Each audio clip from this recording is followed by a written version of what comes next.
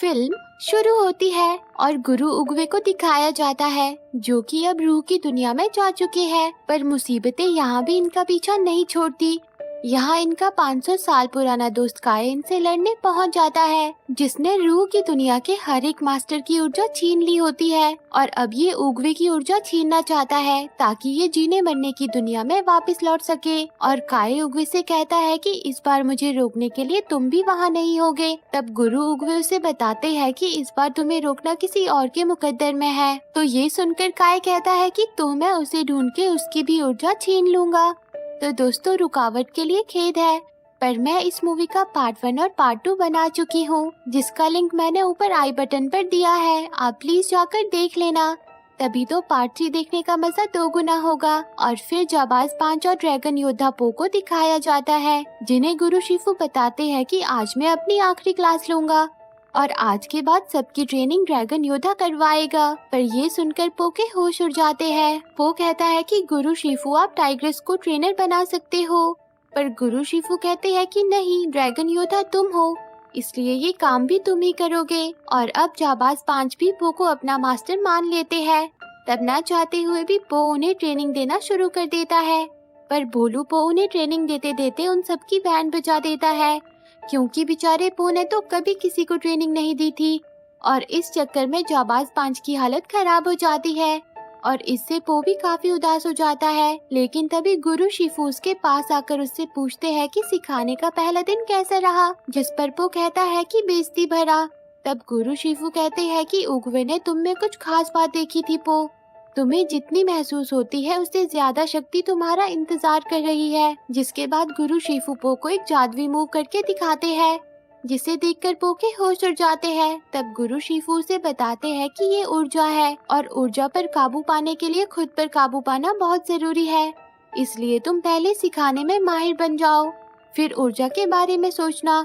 तो पो कहता है कि लेकिन मैं नहीं सिखा सकता, मैं आपकी तरह नहीं बन सकता। तब गुरु शिफू उसे समझाते हैं कि मैं तुम्हें अपनी तरह नहीं बनाना चाहता, मैं तुम्हें तुम्हारी तरह बनाना चाहता हूँ। और वहीं अब दूसरी तरफ काय भी जीने मरने की दुनिया में वापस आ जाता है, जहाँ वो अपने कैद बनाए हुए योद्धा को उगवे के सभी शिष्यों को ढूंढ के अपने पास लाने के लिए भेज देता है। और वहाँ भोलू को अपनी टेंशन दूर करने के लिए नहाते नहाते खेल रहा होता है, जिसे देखकर उसके डैड कहते हैं कि तुम्हें क्या हुआ, तुम इस तरह अपनी गुड़ियों के साथ क्यों नहा रहे हो। तो पो कहता है कि गुरु शिफू मुझे टीचर बनाना चाहते हैं। ये सुनकर पो के डैड खुश होकर कहते हैं कि ये तो प्रमोशन है, तुम्हें जल्दी से तैयारी करनी चाहिए। पर पो पर तो अपने डम्पलिंग खाने के कंपटीशन को जीतने का भूत सवार होता है, लेकिन तभी उसे पता चलता है कि कोई उसका डम्पलिंग खाने का रिकॉर्ड तोड़ने वाला है। ये सुनकर पो के होश उड़ जाते हैं और जब वो बाहर आकर देखता है तो वहाँ एक और पैंडा होता है, जिसका नाम ली शन है। वो कहता है कि मैं अपने बेटे को ढूंढ रहा हूँ, जिस पर पो कहता है कि मैं भी अपने डैड को ढूंढ रहा हूँ।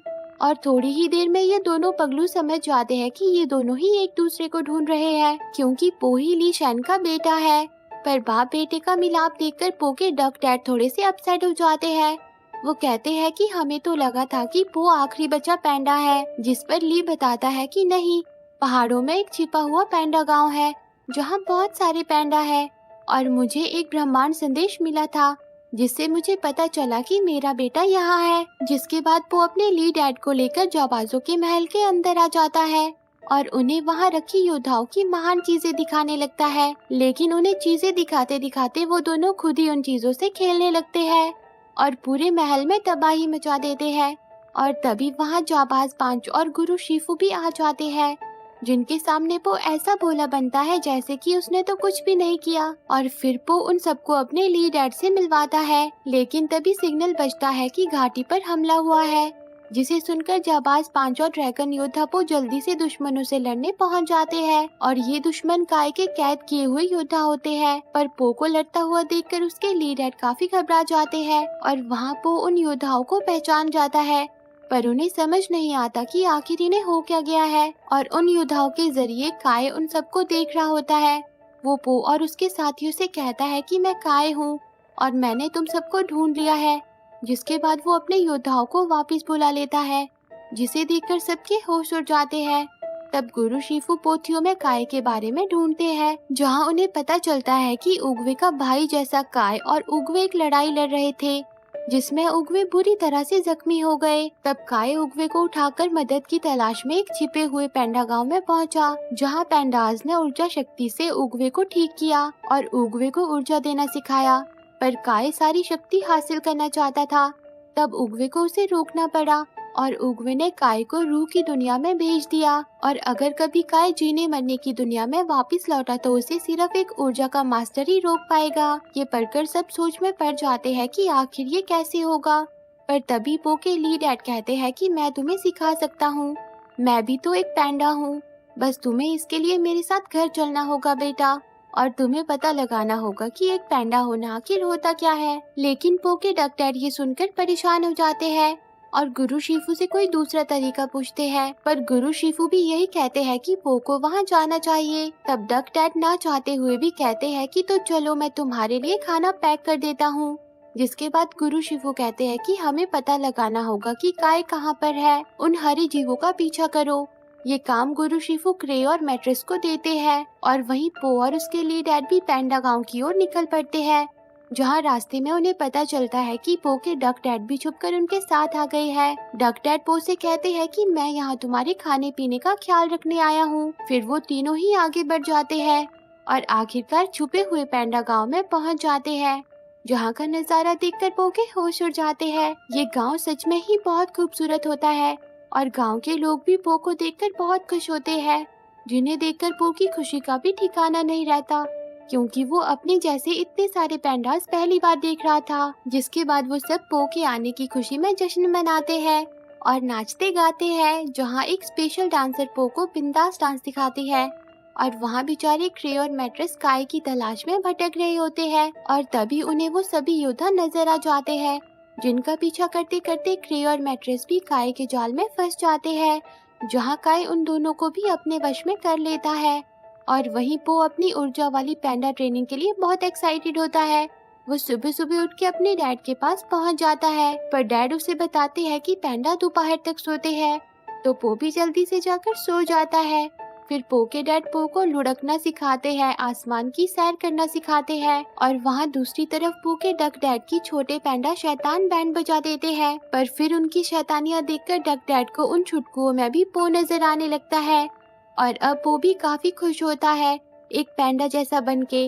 वो अपने ली डैड से कहता है कि मैं ऊर्जा पाने के लिए कब तैयार हो जाऊंगा, तो ली डैड कहते हैं कि बहुत जल्द। जिसके बाद वो पो को उसकी और उसकी माँ की तस्वीर दिखाते हैं और कहते हैं कि तुम्हारी माँ बहुत खूबसूरत थी, वो दबा के खाती थी, हर खूबी थी उसमें, वो मेरी जान थी, और जब मुझे लगा कि मेरी जिंदगी में कोई कमी नहीं है तो तुम आ गए। मेरे पास सब कुछ था, लेकिन फिर वो पल आया जब मेरा सब कुछ छिन गया। इससे पो के ली डैड बहुत उदास हो जाते हैं, तो पो कहता है कि अब आप अपने बेटे को कभी नहीं खोएंगे, वादा रहा डैड। और वहाँ अब क्रे और मैट्रिस काय को लेकर शिफू के पास आ जाते हैं, क्योंकि अब वो दोनों काय के कब्जे में थे। वहाँ काय कहता है कि मैं उगवे की बनाई हर एक चीज को तबाह कर दूंगा, और फिर उन सबके बीच लड़ाई शुरू हो जाती है, जिसमें काय सबको अपने वश में करने लगता है। तब शिफू टाइग्रेस को पो को जाकर जानकारी देने को कहते हैं और काय उगवे की मूर्ति को तोड़कर तहस नहस कर देता है और शिफू को भी कैदी बना लेता है। ये देखकर टाइग्रेस पो के पास जाने के लिए निकल पड़ती है और उसके पास पहुंच के उसे बताती है कि काय ने गांव पर हमला कर दिया, उसने शिफू और बाकी सबको भी कब्जे में ले लिया है, कोई नहीं बचा और अब वो यहाँ तुम्हें और सारे पैंडास को खत्म करने आ रहा है। ये सुनकर पो अपने ली डैड से कहता है कि मुझे ऊर्जा की तकनीक सीखनी है, मेरे पास बिल्कुल भी वक्त नहीं है, अब तो मैं पूरा पैंडा बन चुका हूँ, तो अब आप मुझे क्यों नहीं सिखाते। जिस पर ली डैड कहते हैं कि मुझे वो नहीं आता, किसी को भी नहीं आता, माना वो हम पहले करते थे लेकिन अब नहीं करते। तो पो कहता है कि आपने मुझसे झूठ क्यों बोला। तब ली डैड कहते हैं कि तुम्हें बचाने के लिए।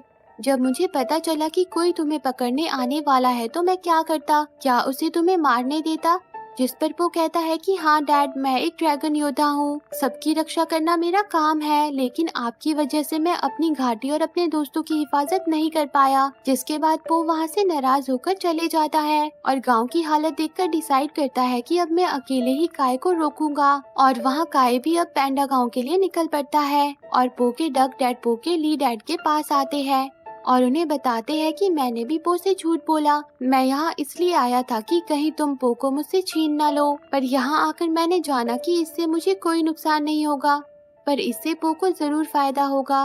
तो पो के ली डैड कहते हैं कि पो मुझसे नाराज है, मैंने उससे बहुत बड़ा झूठ बोला है, वो मुझे माफ नहीं करेगा। तब डक डैड कहते हैं कि मैंने उससे 20 साल तक झूठ बोला, उसे अभी भी लगता है कि वो अंडे से निकला है। कभी कभी हम बहुत सारी गलतियां कर लेते हैं, पर हमारे इरादे सही होते हैं। वो परेशान है और उसे दुनिया को बचाना है, जिसके लिए उसे उसके दोनों डैड की जरूरत है। और वहाँ टाइग्रेस पो को समझाती है कि इससे काम नहीं बनेगा, तो पो उसे वूशी उंगली की पकड़ वाली टेक्निक का आइडिया देता है।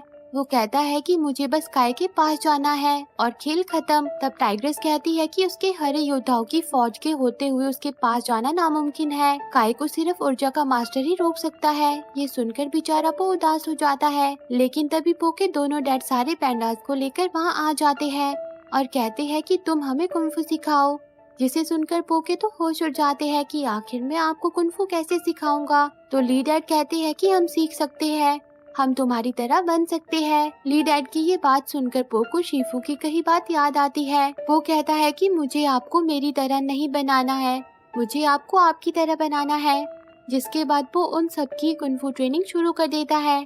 वो उन सबको वो करने को कहता है जिसमें वो माहिर है। वो उन सबको वही काम अपने हथियार देकर करने को कहता है और उन्हें उनकी पोजीशन समझाता है, जहाँ से वो काय के योद्धाओं का ध्यान भटकाए, ताकि पो काय के पास जाकर उसकी वूशी उंगली पकड़ सके। वहीं पो के डैड काफी उदास होते हैं और कहते हैं कि काश मैं तुम्हें ऊर्जा की शक्ति देना सिखा सकता। और तभी उन सबको पता चलता है कि काय वहाँ आ गया है और काय भी अपने सारे योद्धाओं को भेजकर गाँव पर हमला बोल देता है, जिसमें पो का प्लान काम आता है। पो की सिखाई हुई सारी टेक्निक्स काम आती है और एक एक करके काय के सारे योद्धाओं की बैंड बज जाती है। काय का पूरा ध्यान अपने योद्धाओं पर होता है, जिसका फायदा उठाकर पो काय के पास आकर उसकी वूशी उंगली पकड़ लेता है और उसे रूह की दुनिया में वापस भेजने की कोशिश करता है, पर वो ऐसा नहीं कर पाता।